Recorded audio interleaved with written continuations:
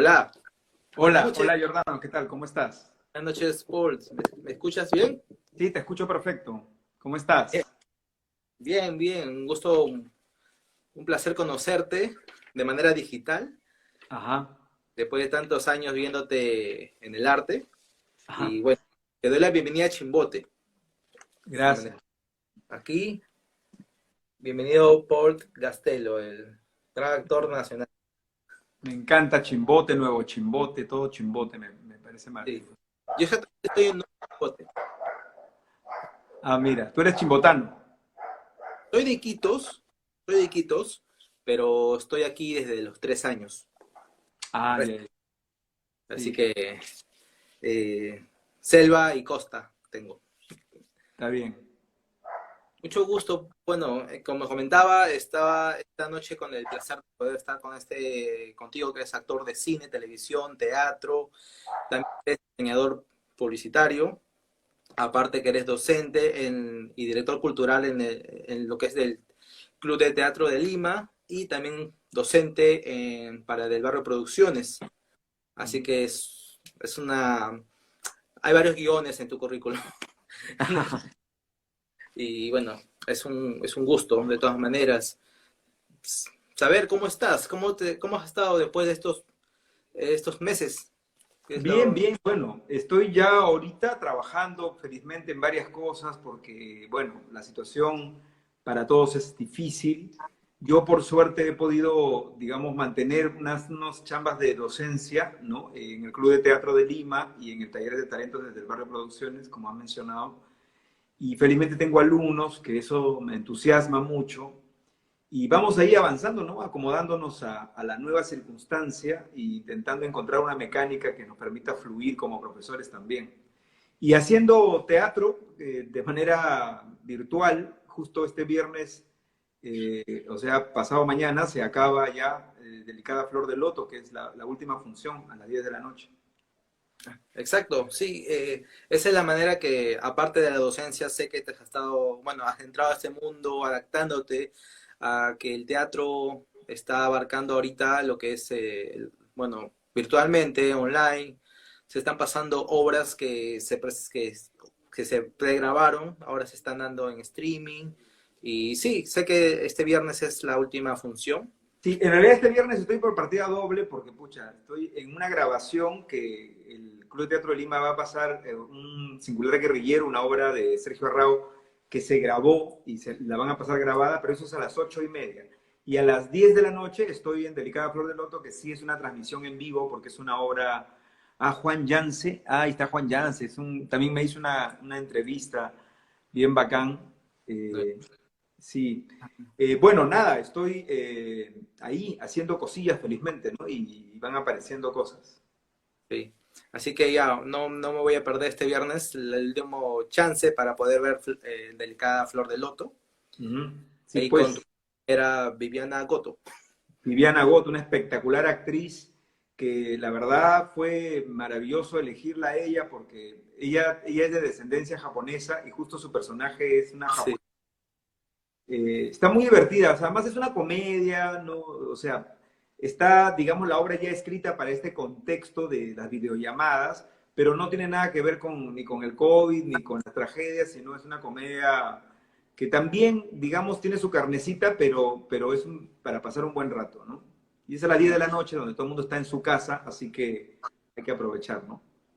sí, sí, no se la pierdan porque lo que puede ver del teaser, como tú dices, tiene algo tiene bastante comedia Ujú. por el lado de ella que, bueno, es una comunicación intercultural, bueno, Así desde es. Ujú. Arumi se llama ella, ¿verdad? Ahí. Harumi. Yo soy Claro. Pedro Fernández, tengo un nombre más bien medio mexicano, pero soy peruano. Pues. Sí, muy bien. Ahí al rato vamos a volver a repetir, a recordar a la gente que se vaya a unir más Ujú. adelante para este viernes y bueno, también para lo del Club de Teatro de Lima. Claro, claro. Paul, bueno, para mí es un gusto poder conocer de ti mismo algo de tu larga trayectoria, más de 30 años, así que una hora de en vivo no va a ser justicia, así que vamos a hacer una pequeña semblanza, pero saber cuán difícil así fue para ti iniciar en el mundo del arte. Bueno, los primeros años fueron muy difíciles porque yo he empezado a hacer teatro en los años 80, más o menos en el año 84, es decir, en pleno momento de terrorismo, de un país que estaba, digamos, en crisis, ¿no? No solamente económica, sino política, social. Eh, y entonces ser actor para esa época, decir quiero ser actor era terrible. No es como ahora que a veces un chico dice quiero ser actor y hasta su mamá y su papá ahora se entusiasman porque Claro. tienen la idea todavía equivocada de que nosotros ganamos un montón de plata o de que somos celebridades, pero es bastante lejano a la realidad. Pero en esa época era peor. Si tú decías que querías ser actor, obviamente tu padre quería matarse, tu mamá no sabía cómo persuadirte para que cambies de idea, ¿no? Yo he tenido dos cosas que me ayudaron. Primero que mi papá y mi mamá, los dos eran, digamos, muy... querían mucho la cultura, entonces tenían ahí un dilema, ¿no? Yo entiendo que la preocupación de mi papá era de qué cosa iba a vivir, pero por suerte mi mamá siempre fue un apoyo porque ella era cantante soprano y lírica, cantaba en el coro de San Marcos, entonces ella siempre me apoyó. Y además era profesora también, profesora de vocación y de formación. Entonces yo tuve por un lado la preocupación de ellos, pero por otro lado mucho apoyo también. Así que nada, me lancé a meterme en ese mundo, ¿no? Pero fue Claro, difícil, muy difícil.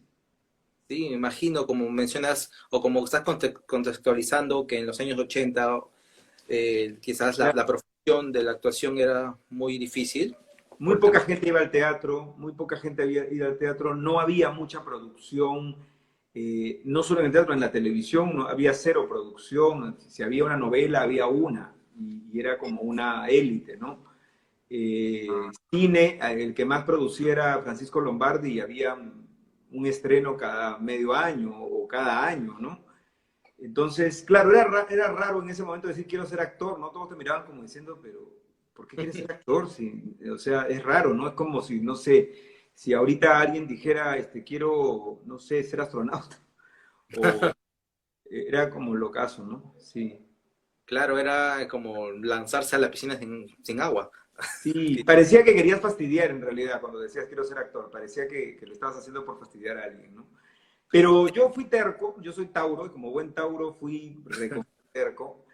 Y sí, yo siento que tenía como la idea fija, tenía como la obsesión en algún momento de hacer. Nunca me animó tanto ni la fama ni la plata. Lo que me animaba era el deseo, pero así desesperado por estar parado en un escenario. La verdad que eso era lo que a mí me animaba. Y hasta que lo conseguí, entonces cuando lo conseguí para mí era como el sueño hecho realidad, ¿no? Era maravilloso sentirme con una luz que me iluminaba el rostro y estar frente al público, era como emocionante, ¿no? Claro, me imagino. Entonces, digamos, lo que me mencionas de tu madre, que era cantante lírica, entonces digamos que el canto, es verdad que el canto, digamos, te motivó mucho más para cumplir ese deseo con terquedad, como dices tú, para poder pisar un escenario. Sí, claro, claro, porque además yo había visto, a mi madre incluso pudo hacer esta forma de arte también guerreando contra su generación, ¿no? Porque Claro. incluso después ella me contó que ella también quiso en algún momento ser actriz, pero por supuesto no la dejaron. Entonces quizá por eso ella nunca puso oposición, porque era como una prolongación, o era como que de alguna manera se iba a realizar a través de mí, ¿no? Por eso mi mamá murió hace bastantes años ya, pero yo todavía recuerdo su alegría, su emoción cuando me iba a ver al teatro, ¿no? Yo sentía que ella era feliz viéndome, porque de alguna manera era una forma de realización para ella, ¿no? Ah, claro. Qué bueno. Entonces, tú fuiste la extensión de sus sueños, fue digamos, la herencia que dejó tu madre, la Así venta es. Sí. en el lado de la actuación. Y cómo así llegaste a decidir estudiar diseño publicitario? Bueno, lo hice en principio porque necesitaba sobrevivir o vivir de algo, porque la verdad, en algún momento me di cuenta que si yo quería conseguir el sueño de ser actor profesionalmente o de vivir de esto, también tenía que ser autogestionario, o sea, no podía, digamos, yo arrastrar a toda mi familia a mi terquedad. Entonces dije, pucha, tengo que hacer algo para yo sostenerme solo, para yo mantenerme el vicio de ser actor, como decía yo. Entonces, bueno, inicialmente yo postulé a la universidad para estudiar comunicación social en San Marcos, pero la verdad que también, como te digo, eran épocas muy difíciles porque había mucho terrorismo, y más en San Marcos. Entonces, yo estudiaba en una academia de preparación ahí y me asustó un poco el ambiente, porque era como, ¿para qué voy a entrar acá? ¿No? Parecía que habían, te concientizaban un poco, ¿no? Para ideológicamente. Entonces yo decía, pucha, no, hice muchos esfuerzos para no ingresar y lo logré, lo cual fue maravilloso. Y, y después me di cuenta que yo desde muy chico me gustaba mucho el dibujo. Mis cuadernos de matemática estaban llenos de dibujo, los de biología también, los de química también. O sea, yo dibujaba, mi cuaderno estaba lleno de dibujos. Ya. Y entonces yo dije, pucha, si yo quiero estudiar algo que me dé plata, puede ser el diseño una buena opción. Y estudié diseño. Por supuesto, a mi familia, a mi papá sobre todo, que era el más preocupado por de qué cosa iba a vivir, también le pareció una locura, pues no es como, pucha, quiere ser actor y ahora quiere ser diseñador. Claro, para una época eso no era pues una profesión seria, ¿no? Era, tienes que ser o abogado o médico, si no, no sirves para nada, ¿no? Sí. Y yo, a pesar de eso, como te digo, también he sido felizmente muy terco y no he estado nunca tan pendiente de satisfacer al resto en ese sentido, ¿no? Yo iba como con un objetivo fijo y estudié diseño en un instituto estatal acá en María Rosario Arauz Pinto, en la Avenida La Marina, porque tampoco tenía plata para pagar un instituto caro ni particular. Tiempos Y difíciles. terminé ahí 3 años. ¿Ah? Era tiempos difíciles, creo, en todo ámbito. En todo ámbito. Claro, entonces si uno quería hacer algo tenía que buscársela, pues no. Y terminé y como me gustaba empecé a trabajar rápidamente, trabajé en agencia, pero después me independicé, me compré una computadora y empecé a hacer trabajo como freelance. Y de verdad te digo, la primera parte de mi carrera como actor ha sido porque yo me pude mantener a mí mismo. Porque si hubiera tenido que depender de los demás, fácil lo hubiera dejado, hubiera tirado la toalla y al final me hubiera dedicado a algo por plata, ¿no? Yo sí hay algo que agradezco todos los días de mi vida, es que puedo levantarme y hacer lo que me gusta, porque, o sea, he convertido mi pasión o lo que me gusta hacer en la vida en mi trabajo, y eso es maravilloso, ¿no? Entonces ya no se siente como un trabajo. Y eso, pucha, creo que muy pocos privilegiados tenemos esa suerte, ¿no? Porque conozco mucha gente que incluso tiene plata, tiene comodidades, pero pucha, tiene que hacer una actividad que no le gusta, ¿no? Y yo Claro. ahora tengo la suerte. Claro, es la diferencia. Por ejemplo, yo admiro mucho el trabajo de los artistas en teatro, en cine, en televisión y con los que he podido conversar. Claro, tienen una historia también y actualmente viven de lo que les gusta, de lo que les apasiona.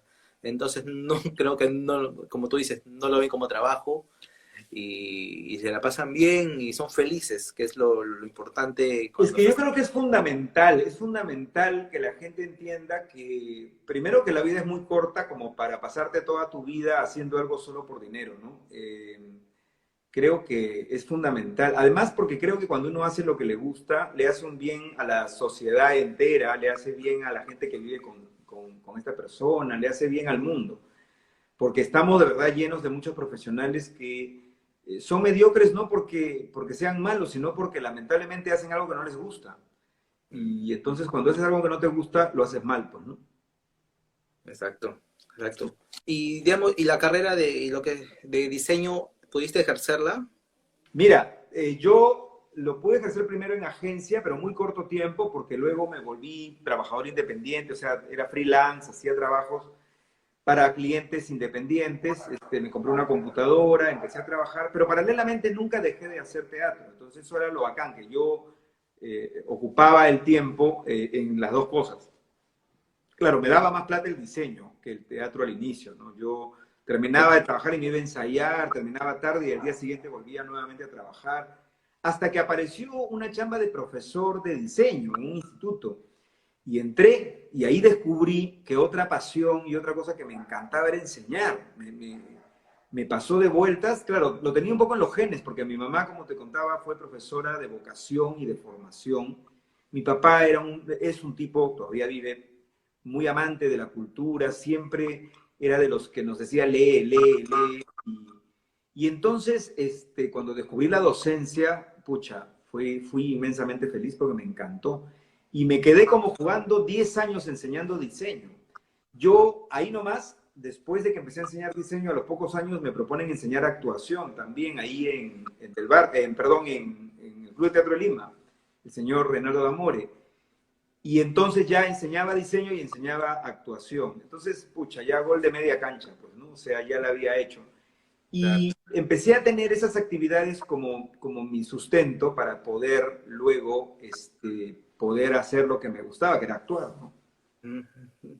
Muy Así. bien, entonces, digamos, tú eres un claro ejemplo, referente de lo que uno cuando sé que muchos de tus alumnos se están conectando Oye, y están sí, sí veo, varios.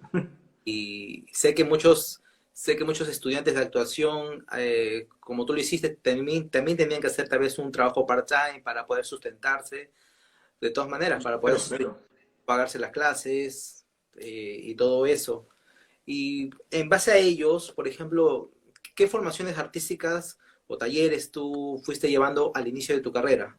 Para que Bueno, quizás... yo, tú sabes que soy un actor que se ha formado básicamente en talleres independientes. No soy un actor que haya tenido la posibilidad de estudiar, por ejemplo, me hubiera encantado estudiar en la Escuela Nacional Superior de Arte Dramático, que incluso era estatal, y yo podría haberme estudiado ahí, pero en la época en que pude hacerlo, el mundo era convulsionado, igual aún cuando era estatal tenían que mantenerte, porque había que vivir prácticamente ahí, había que trabajar, y yo no tenía el tiempo.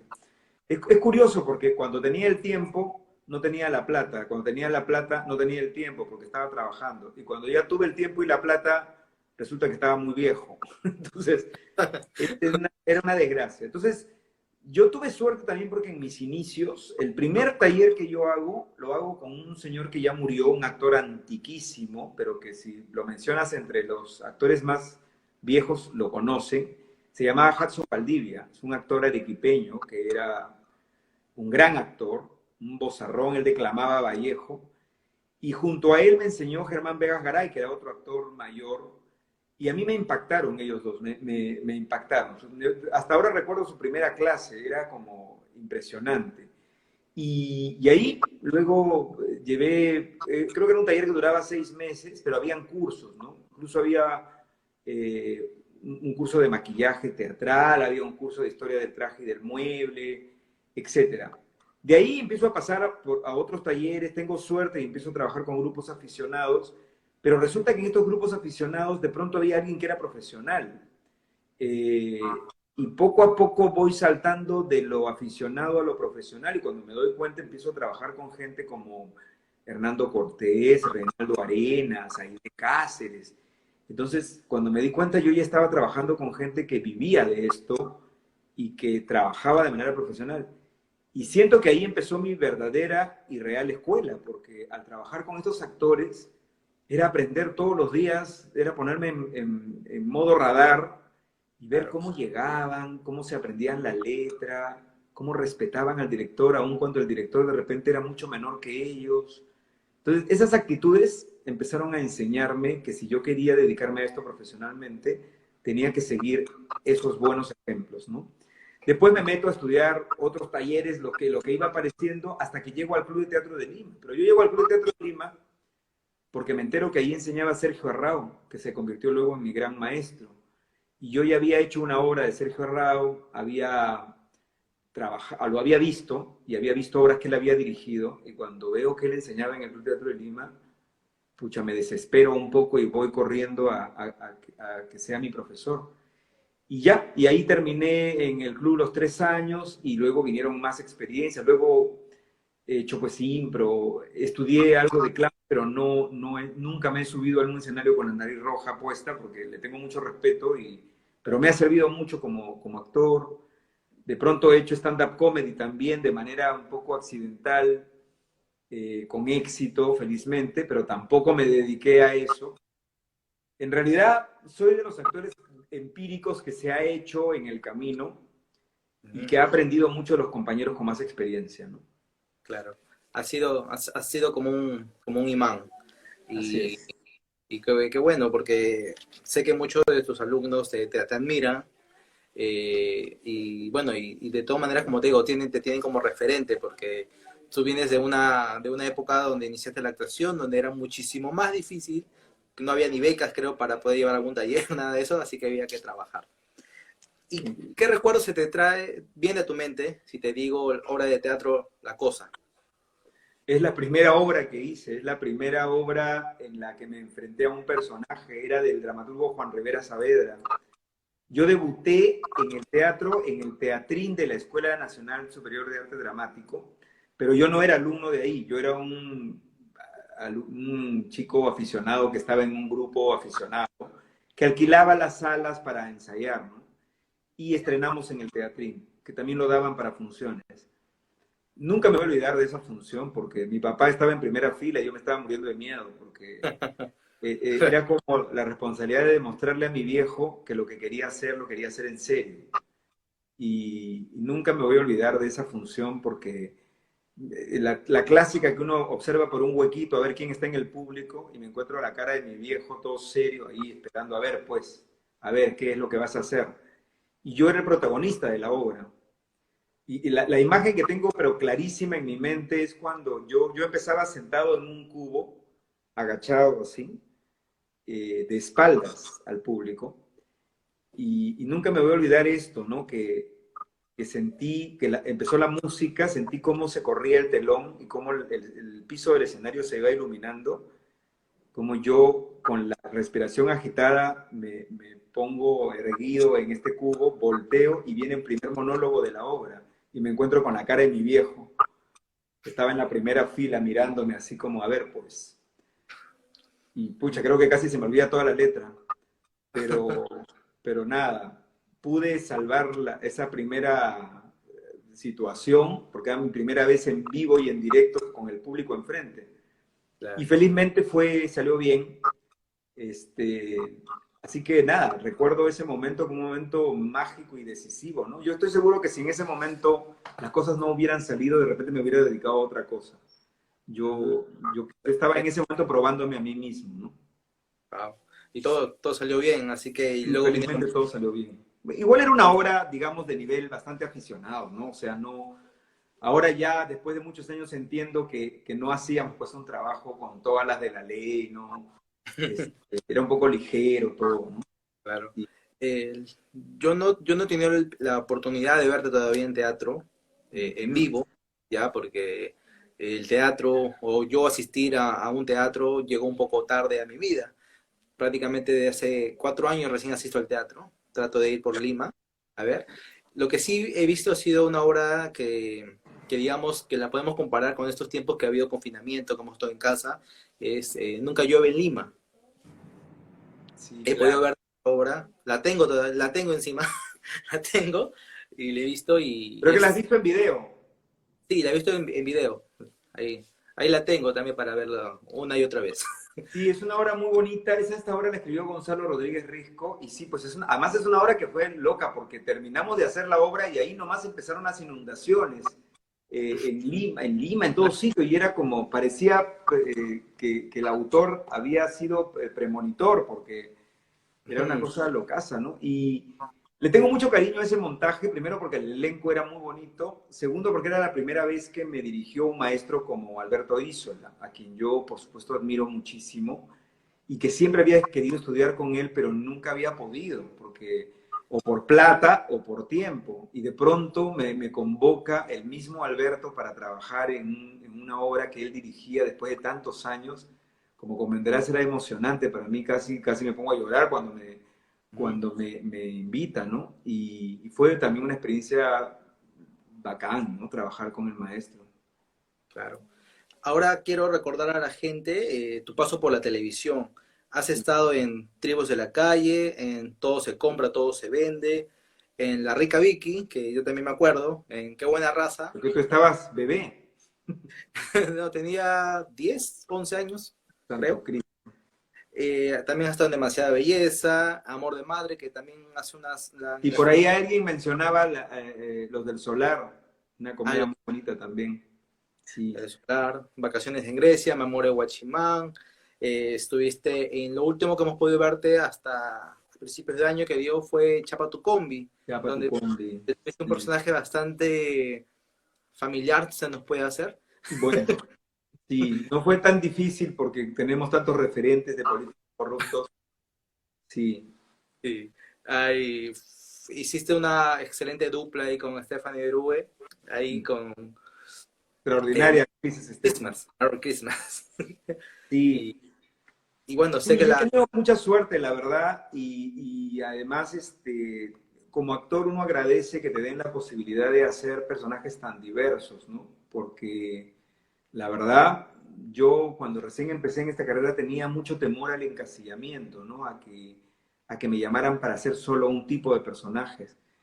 Pero no, por suerte, he tenido suerte porque me han llamado para hacer personajes dramáticos, personajes cómicos, personajes, o sea, he hecho de bueno, de malo, de inteligente, de bruto, de torpe, de corrupto, de cholo, de charapa, de etcétera, etcétera. Entonces, es un regalo para un actor que te den la posibilidad de caracterizar, de componer, ¿no?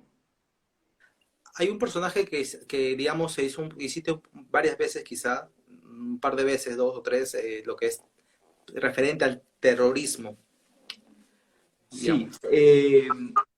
Bueno, yo estuve en una película de Fabricio Aguilar que se llamaba Paloma de Papel, donde hice terrorista, pero ahí la participación era bastante pequeña. Quien tenía mayor protagonismo era Aristóteles Picho, el maestro que ya murió. Eh, Luego, en otra oportunidad, creo que hice un corto y luego estuve en una serie que se llamó Operación Rescate, donde yo interpretaba a un personaje que en realidad era Serpa Cartolini, pero con otro nombre, ¿no? Que era sobre la toma de la residencia del embajador japonés, que fue también un hecho real que pasó, ¿no? Y se hizo una serie de eso. Sí, pero después ya no he querido tampoco aceptar hacer mucho de este personaje porque también a veces pasa, ¿no? Es como los actores que siempre hacen el comisario, siempre hacen el Mm. médico. Entonces, de pronto, si ya te rayas aceptando siempre el mismo rol, puede que hayan problemas, ¿no? Y dime, cuéntame, después de haber estado haciendo teatro, a tus inicios, digamos que en la época que tú me mencionas de los 80, cuando a veces mayormente se comenzaba así con el teatro, ¿contemplabas ya a la llegar a la televisión No, después? mira, para mi generación, o sea, en los años 84, 85 que yo empiezo, creo que nadie entraba al mundo de la actuación pensando que quería hacer televisión, porque era como absurdo pensar en ese momento porque no había grandes producciones, ¿no? Entonces, la gente creo que entraba al mundo del teatro porque quería hacer teatro, porque quería estar parado en un escenario, etc. Luego empezó a haber producción nacional y empezó a haber trabajo para actores. Y luego se volvió un mundo bastante competitivo también, ¿no? Y era difícil. Ahora yo siento que hay una gran movida independiente en el Perú, que es maravillosa, porque, digamos, no necesariamente dependemos de una élite, sino hay productoras nuevas, gente joven que ha estudiado y que arma su productora, que presenta un proyecto, que se lo aprueban o no se lo aprueban, películas independientes, series independientes. Y creo que tiende a ser así, y eso es maravilloso, porque así va a haber más trabajo para mucha más gente, ¿no? Mm. Yo no tenía la intención, es más, mi primera relación con televisión fue un poco negativa. Yo le tenía un poco de terror a la televisión porque lo mío era el teatro, ¿no? De hecho, la primera vez que yo grabé una escena en televisión fue nefasta mi participación porque yo estaba con la voz colocada y hablaba así y mi gesto era muy grande. Todo. Entonces, no entendía esto de relaja, habla como en tu casa, porque tienes un micro acá o tienes el boom acá o el primer plano, ¿no? Entonces yo no estaba acostumbrado a hablar así como en mi casa. Estaba Claro, acostumbrado a pararme en el escenario y que trascienda la energía, pero no claro. entendía ese cambio, ¿no?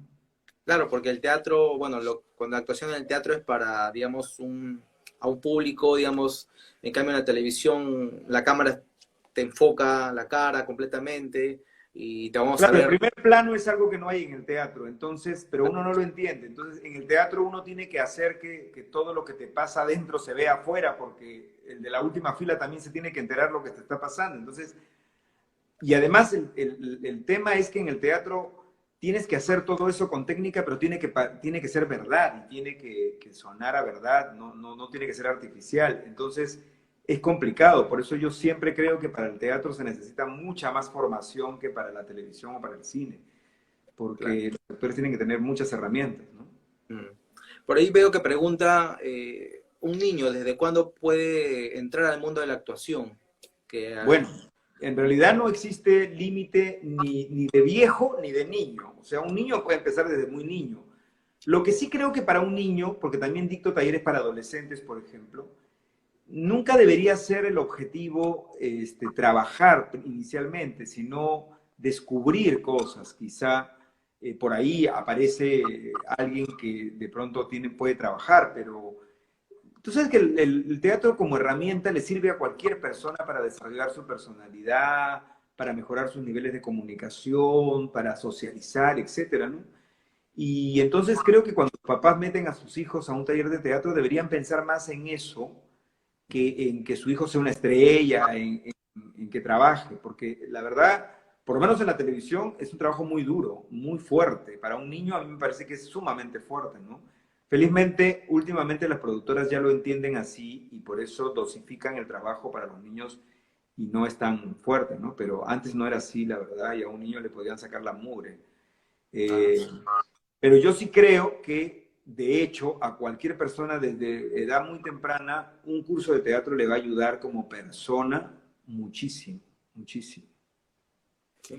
Entonces, yo también por ahí pronto me anotaré a un curso Pero por supuesto, de todas maneras. para ayudar. Y luego también te conocemos en el mundo del cine de todas maneras, que muchas personas recuerdan siempre la película Tinta Roja, que bueno, yo la conozco por el tema que maneja en periodismo y como yo estudio Ah, comunicación. pero ahí tengo una escenita chiquitita, solo que es una escena con grandes maestros, ¿no? Pero es una escena chiquitita, Bueno, sí. luego también estaba Django, bueno, La Otra Cara, y bueno, y el recordado, me mencionaste hace un momento, Paloma de Papel, eh, o Sí, esa mira, película. en realidad yo he tenido también suerte porque he hecho mucho cine, pero es verdad que también, pucha, soy campeón haciendo participaciones pequeñas en muchas películas, pero no me arrepiento porque sí creo que a mí, por lo menos yo siempre he pensado que es importante estar en el cine.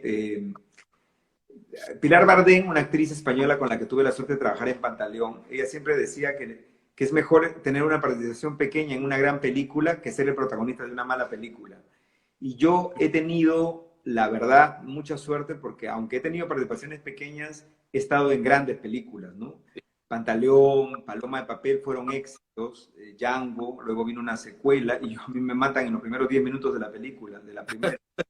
Este, luego, bueno, he estado últimamente en un montón de películas, pero en dos, tres escenas. Por ejemplo, ahorita se acaba de anunciar que va a estar en el Festival de Cine de Roma y otra en Asia, Las Mejores Familias, una película de Javier Fuentes, que es un elencazo. Yo tengo también ahí una participación pequeña. Bueno, es una película coral, porque en realidad la carga más fuerte la tienen obviamente unos cuatro o cinco actores, pero Ya, estamos medio Lima en esa película y la ya. verdad es una gran película. Ojalá que, bueno, ahora con lo que está pasando es difícil, pero por lo menos se va a ver en estos festivales, me cuentan.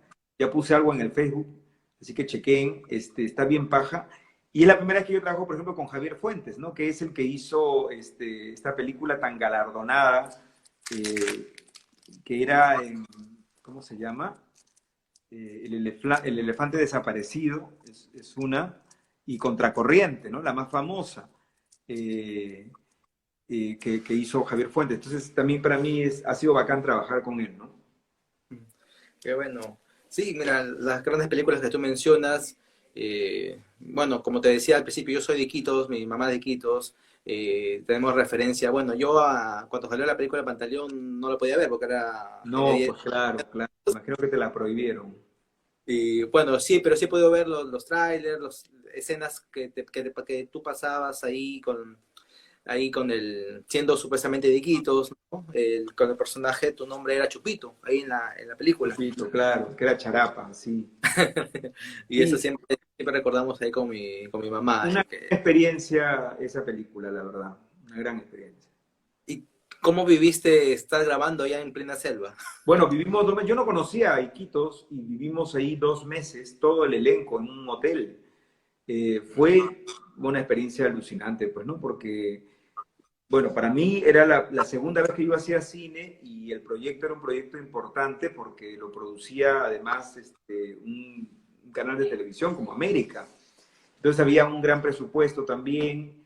Fue, como te digo, una maravillosa experiencia. El elenco también era bien grande, ¿no? En esa película pues está no solo Salvador del Solar y Angie Cepeda, sino está esta actriz que te mencioné, Pilar Bardén, y está pues desde Tatiana Astengo, Maricielo Efio, Tula Rodríguez, Marisela Puicó. O sea, en ese momento era un elenco bien grande, bien interesante, ¿no?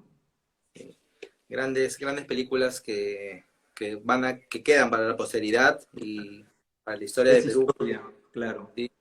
Y ya luego tú de haber pasado teatro, televisión, cine, ¿existe ahora, después de más de 30 años de carrera, un antes y un después para Paul Castelo en toda su trayectoria? Bueno, yo te diría que hay un antes y un después de este año 2020, que ha sido terrible, pero sí, no, yo siento que yo he tenido suerte porque he ido avanzando con pasitos cortos. Yo sí creo que es verdad eso de que se hace camino al andar. Nunca he vivido tan obsesionado ni con el éxito ni con hacer cosas, digamos, específicas. He sido, creo que, buen pobre. He hecho lo que el mundo o la vida me iba dando Ya. y creo que el único secreto ha sido trabajar con entrega, con pasión, con responsabilidad, con compromiso. Y yo ahora que soy profesor también veo eso en mis alumnos, porque yo, mira, después ya tengo también como 25 años enseñando, o quizá un poco más. Y lo que yo puedo ver cuando uno ve qué alumnos tienen éxito y qué alumnos no, igual te das cuenta que tienen éxito aquellos que entendieron que todo es disciplina, compromiso, pasión, que hay gente pues que se engaña a sí misma, ¿no? Que cree que hay una varita mágica para convertir a alguien en algo. ¿No? Por ejemplo, yo estoy cansado de ese tipo de alumno que te dice, ay, sí, el teatro es mi pasión, yo quiero ser actor. Ya, ¿y cuándo es la última vez que has ido al teatro? Y te dicen, ah, bueno, en realidad fui una vez obligado por el profesor en el colegio. Entonces no entiendo, ¿por qué dices que quieres ser actor si no ves ni teatro, si no te interesa? Entonces hay un cierta, es como decir, me gusta cantar, pero nunca canto en ningún karaoke. Entonces, ¿por qué dice que te gusta cantar? ¿No? Claro. Eh, Incluso mucha gente lo ve a veces porque te dice, ya, porque no tengo plata. Bueno, pero eso es una inversión, no es un gasto, ¿no? Ujú. Hay diferentes talleres actualmente, bueno, antes del paro de la pandemia, yo sé que hay bastantes talleres, hay becas ahora, donde obviamente vas a hacer un casting para a ver si pruebas, ¿verdad? Pruebas. Sé que el Club de Teatro de Lima durante el año, una o dos veces, sortea becas, da becas, ¿no? No, no, no, no. A ver, yo te quiero aclarar eso porque a mí me da la impresión de que a veces nos confunden con otra institución.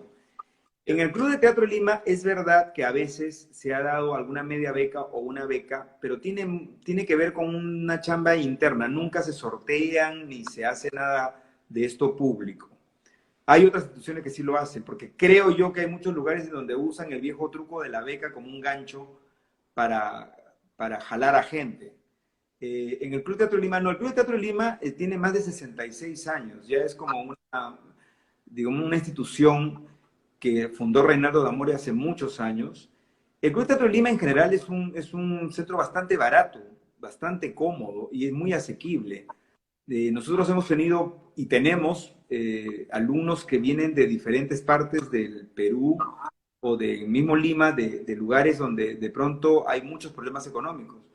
Es muy barato, pero a pesar de eso, incluso siempre ha habido medios becados o becados completos.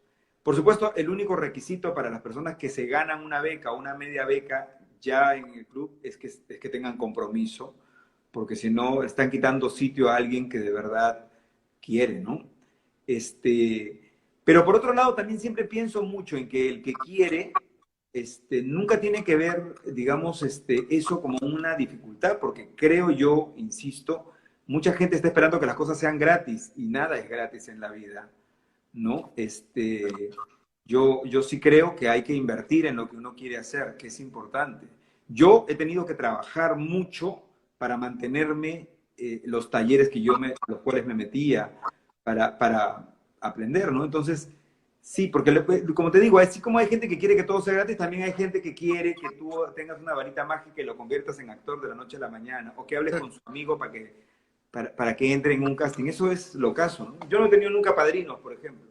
Claro. Y hasta el Pero, día de hoy estoy a favor de un casting, de que me prueben para ver si sirvo para ese personaje o no. ujú, Porque es verdad, y reconozco que a veces me han llamado directamente, pero después de que han pasado muchos años en que he tenido que pagar mucho piso. Pero en general yo sí creo en el casting, creo en que es importante demostrar, ¿no? Que tú eres el capaz para hacer tal o cual rol, ¿no? muy bien. Claro, está bien, como mencionas. Y hay algo que rescato mucho de lo que tú dices es que los que quieren ser actores, que tienen que poner lo que es disciplina, demostrar su pasión, estar siempre, digamos, inmersos, entregados al 100% porque es lo que aman y lo que quieren Y ser. esto, yo creo que en general, sea cual sea la actividad a la que te quieres dedicar, yo creo que hay que demostrar en la práctica que de verdad es por lo cual tú estás dispuesto a apasionarte. Es la única manera, ¿no? ¿Cuál es tu escuela de impro? Me dice Jorge Mieses. Yo soy fundador de Keto Impro, que junto a Pataclown fueron las dos primeras escuelas que formaron improvisadores. Y después vinieron un montón de gente más y esa era la idea. Y ahora hay un montón de gente, ¿no? Pero yo formé parte como fundador del grupo que fundó Sergio Paris, un argentino que vino primero a trabajar con Pataclown y luego fundó Keto Impro, ¿no? Sí. Y dime, a ver, tú que tienes una trayectoria ya, como mencionas, de docencia, de conocer a muchos jóvenes, adolescentes también, Ujú. que tienen las ganas de actuar, de trabajar con lo que aman, ¿consideras asertiva quizás la decisión de algunos productores o directores de tener en su elenco, digamos, a personalidades que no tienen, digamos, estudios o experiencia previa en actuación? Sí, mira, yo te voy a decir algo. Hay mucho prejuicio contra las personas que aparecen en los realities. Si hay algo que yo también he aprendido con el tiempo es a no tener prejuicios, porque es muy fácil criticar. La misma Pilar Bardén, la española que hizo de Chuchupe en Pantaleón, que es mamá de Javier Bardem, ella me contaba que en España pasa lo mismo. Lo que la gente tiene que entender es que la televisión es un medio en donde también se valoran otro tipo de valores que no necesariamente son solamente actuar. De hecho, aquí en México, en Argentina, en cualquier otro sitio, los protagonistas de una novela, además de ser buenos actores, tienen que ser bonitos, o tienen que ser atractivos, guapos, o tienen que jalar, enamorar a la teleaudiencia. Entonces, muchas veces los protagonistas de una telenovela no son pues actores de gran formación académica o de repente incluso nunca han hecho teatro clásico ni nada, pero son la pareja que jala el gancho. Y luego la novela está sostenida por actores, ¿no es cierto? Pero en mi experiencia yo he conocido muchos chicos que hacen reality que tienen, incluso yo he sido profesor de alguno de ellos en algún taller, y la verdad que me han sorprendido. O sea, a veces se habla también con mucha envidia, ¿no? Porque, claro, estos chicos, yo en mi próxima vida quisiera tener la cara y la, no sé, y la belleza de Christian Meyer. De repente, termino haciendo más cosas de las que hice. Entonces, en general, yo sí creo que es importante que entendamos que la belleza, por ejemplo, es un plus.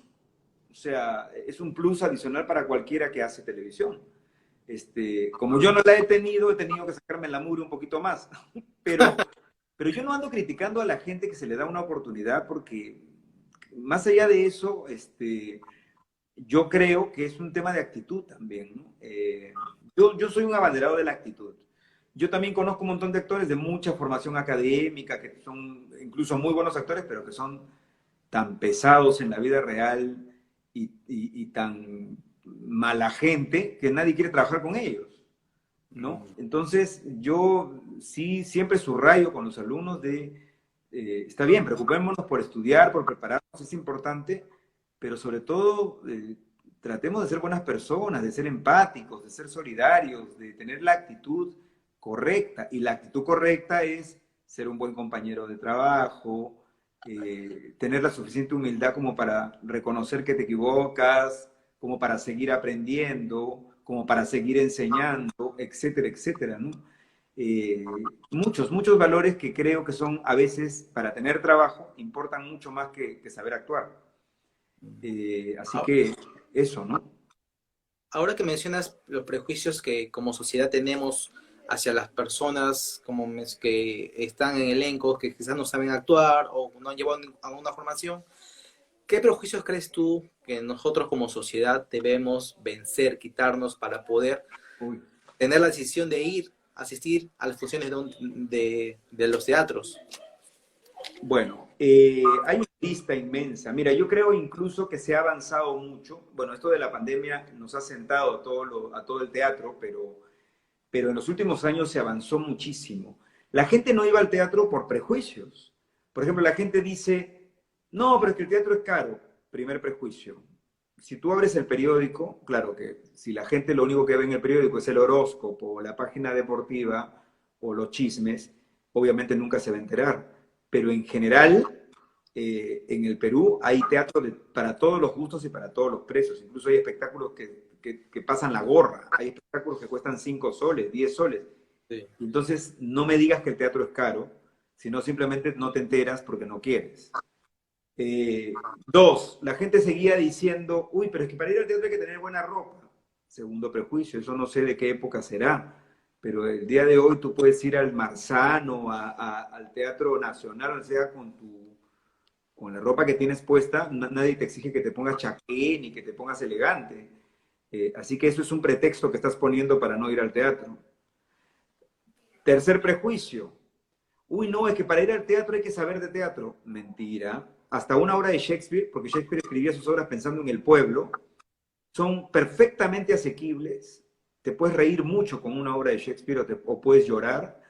Es mentira que hay que saber de teatro. Solo necesitas, para cualquier forma de arte, necesitas tener sensibilidad y ser alguien que quiera participar para que te cuenten una historia. Entonces, eso es mentira. Yo creo que incluso el mejor público es el público que no sabe de teatro, porque es un público que se presta de manera honesta a la ficción. El peor público somos nosotros, que cuando vamos a ver teatro ya estamos dándonos cuenta del error, ¿no? Es como el peor público para un futbolista es otro futbolista, porque va a estar criticando, ¿no? Claro. Y por último, el prejuicio más terrible que yo he escuchado, por ejemplo, hasta para el cine, ¿no? Ah, no, pues que las películas peruanas todas tienen pura lisura y todas están con calatas. Cuando me dicen eso, ahí me doy cuenta que nunca van al cine, y menos a ver cine nacional. Yo he hecho una película como Paloma de Papel, que es sobre el terrorismo, y no se dice una sola lisura en toda la película. Y eso que se podría, tranquilamente, porque es una película sobre el terrorismo y hay violencia. Entonces, es mentira cuando dicen eso. Es un ejemplo de que no van, que no han visto. Y por último, la lisura es parte del castellano y es parte del argot que tiene la gente. Si vas a ser un delincuente, no vas a hablar pues en verso, ¿no? Claro. Claro, Y es por verdad ejemplo, que hay una película con su calata y con su pero hay de todo. Como en todas partes del mundo hay cine para todo tipo, ¿no? De público. claro, por ejemplo, en el teatro, bueno, yo también, bueno, creo que vencí esos prejuicios hace 4 años cuando comencé a ir. Y bueno, yo llego al teatro como voy un día nada más, cuando podía ir un día, llegaba con mi mochila o con mi maleta y llegaba tal cual. Entonces, sí, normal, había muchas personas que van no es necesario, como tú dices, ir con traje, quizás se pensaba antes. Y el teatro, bueno, hay muchas ahora por redes sociales, podemos enterarnos de obras de 10 soles por Zoom, ahora que, bueno, que se puede por esta manera. Y ojalá que luego de de que la gente esté consumiendo teatro de manera virtual, cuando se vuelvan a abrir los teatros, de verdad se motiven a asistir a uno, porque es una gran Sí, experiencia. yo creo que hay mucha gente que no sabe lo que se está perdiendo por no ir al teatro, ¿no? De hecho, insisto, hay que quitarnos de la cabeza esos prejuicios, porque además en el Perú, no ahora, toda la vida, porque yo he tenido la suerte de trabajar con actores mayores, toda la vida se ha hecho buen teatro. Nuestro teatro ha sido siempre muy valorado y siempre ha sido invitado a festivales afuera. Yo he tenido la suerte de ir 2 veces a festivales de afuera y se valora mucho el trabajo del actor peruano y de las obras, de los dramaturgos, ¿no? No nos olvidemos que somos además dueños de una gran y rica cultura que también se ve reflejada en las obras de teatro, ¿no? Una cultura milenaria. Ahí alguien pregunta, ¿cómo consejo para ser un buen actor? Soy principiante. Bueno, lo que dije, el más importante es compromiso, pero el verdadero, ¿no? O sea, hay que hacer lo que se dice, porque yo creo que el enemigo de alguien que quiere tener éxito en esto es la flojera. Si eres flojo, dedícate a otra cosa, pero no pienses en el arte en general, porque otro prejuicio que hasta ahora la gente cree es que los artistas no trabajamos, y yo te aseguro que trabajamos 4 veces más de lo que trabaja una persona común y corriente. Trabajo no solamente físico, sino intelectual, y es un trabajo agotador, pero como nos gusta, lo hacemos con gusto, ¿no? Pero la gente se asombraría de la chamba y el entrenamiento que tiene que tener un actor como un bailarín, un cantante o un pintor, de la chamba que tiene que hacer, del entrenamiento que tiene que hacer todos los días para hacer bien su arte, ¿no? Claro. Muchas veces ese último prejuicio que a veces yo también lo he escuchado, que los actores no trabajan, se la llevan fácil, Además, pero todos somos borrachos, drogadictos, sí, vagos, ¿no? hay de todo, pues, ¿no? Lo bueno y lo malo, como en todo lugar, como en todo Sí, pero el trabajo. prejuicio es pensar que porque uno es artista, entonces ya no, entonces este se la lleva fácil, ¿no? A ver, pues, a ver, párate en un escenario, apréndete 150 páginas de un texto y está en una obra que dura 2 horas y que encima está en verso. A ver, hazlo, ¿no? A ver, grábate 23 escenas en un día si estás haciendo una telenovela y eres protagonista. A ver, pues, a ver, concéntrate y haz una escena emotiva en medio de una película de cine teniendo a un montón de gente alrededor que te mira y a ver, pues, entonces no es tan fácil. La gente ve el producto terminado, pero no sabes con todo lo que tiene que lidiar un actor, con todo el trabajo de concentración, de relajación, de memoria, de voz, de cuerpo, de alma, de espíritu, de pensamientos que tiene que hacer alguien para poder hacer este momento mágico de verdad que conmueve a alguien, ¿no? Claro, muy bien. Y bueno, Paul, para ir terminando, en todos estos años de carrera, digamos, ¿qué es lo que más te ha dado la actuación a tu vida de manera Bueno, general? ya a estas alturas de mi vida yo veo la actuación no como mi profesión, sino como mi forma de comunicarme y mi forma de vida. Lo que me ha dado es felicidad, mucha felicidad. Siento que me puede faltar todo en la vida menos mi oficio de actor. De hecho, ahora que estoy haciendo Delicada Flor de Loto, me he reencontrado nuevamente, a pesar de que estamos en una plataforma nueva, distinta y que me ha hecho sufrir un poco al inicio, siento que igual ha sido maravilloso, ¿no? Reencontrarme con actuar de nuevo. También esta pequeña participación que tuve en la serie La Otra Orilla ha sido bacán, ¿no? Pero en general, yo te diría que actuar es el motivo principal por el cual puedo decir que soy feliz, ¿no? Bravo, bravo. Bravo, de verdad me da mucho gusto, me da mucho gusto poder conversar contigo, conocerte de esta manera y bueno, ya saben, este viernes la última función de la delicada Flor del Loto, donde estás Sí. ahí, Pueden donde comprar en Joinas o Join, nunca sé cómo se pronuncia. Sí. Sí, porque me imagino que se va a vender hasta el día mismo viernes, 2 horas antes de la función, ¿no? La gente siempre espera el último momento, pero esta sí es la última función, nos vamos definitivamente. Hemos tenido éxito en esta temporada, le agradezco desde acá a toda la gente que ya la ha visto y nada, ojalá que puedan ir a esta última función. Sí, muy bien. Bueno, yo de mi parte me comprometo a poder seguir lo que estés haciendo, tus próximos proyectos, compartirlos por acá, para que la gente de Chimbote pueda ver y se pueda acercar más Sí, a... sí, sí. Gracias, Jordano, y gracias, y a través de ti quiero saludar también a la gente de Chimbote, que es un lugar maravilloso al que quiero volver siempre. He dictado algún taller por ahí también y tengo amigos y nada, los recuerdo con mucho cariño. Sí, ojalá que o bien vienes tú antes o voy yo por allá y Claro, después. claro. Ujú. Y bueno, muchísimas gracias por tu tiempo, por tu disposición, por tu buena onda, por tu... Me he sentido como si tuviera una clase con un docente, como de actuación, escuchando tus experiencias y tus consejos. Y bueno, Muchísimas gracias. hasta Gracias, una... Jordano. Gracias y 7 abrazos, Paul. Cuídate Ok, mucho. gracias. Nos vemos. ¿Cómo hago? Ah, hay una X ahí. Ah, sí. Perdón.